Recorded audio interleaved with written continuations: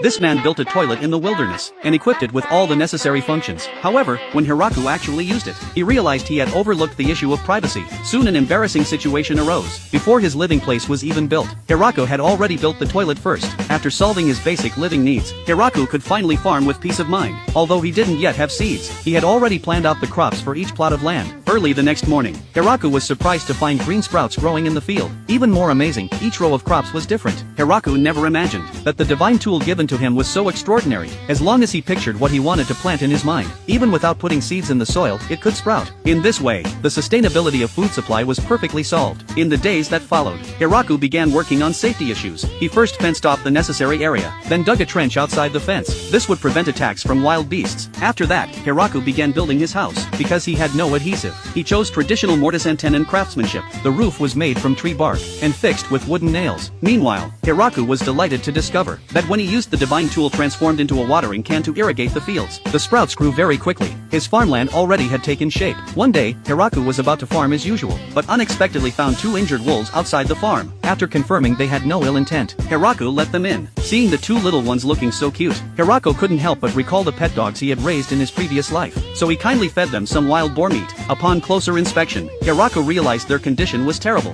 One of them was even pregnant, so kind-hearted Hiraku gave up his own house for them, and thoughtfully lit a fire at the door. The next day the mother wolf successfully gave birth to 4 wolf pups. To celebrate, Hiraku cut some prime cuts of wild boar meat, perhaps sensing Hiraku's kindness. After recovering from their injuries, they did not leave. Instead, they made this place their home. Hiraku was very happy to have companions by his side, so he built another house nearby, and gave them names. The male was called Koro, the female was called Yuki. In the days that followed, everyone had their roles. Yuki guarded the home, Koro went out hunting, while Hiraku focused on farming and harvesting. Even though life in another world was very comfortable, Hiraku still felt something was missing. Days passed one by one. The 4 wolf pups grew up. With their help, Hiraku finally no longer got lost in the forest. Until one day, Hiraku finally found the long-desired river, about 6 or 7 miles from the house. So he decided to build a waterway to bring water to the farmland. Considering long-term food storage, Hiraku planned to further clear the forest, and plant rapeseed and wheat, so later he could press oil and make flour-based foods. Winter soon arrived. His existing clothes could no longer resist the cold. Hiraku originally planned to use giant rabbit fur for warmth, but the lingering smell was unbearable.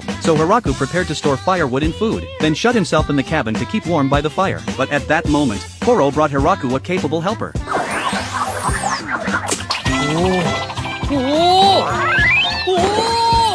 すごく高級そうな布だ。ハンカチかな。刺繍まで入っている。すごいな。ありがとう。 The spider liked the potatoes Hiraku gave her, so she settled in a nearby big tree. During this time, the spider used discarded animal fur to weave Hiraku a warm fluffy coat.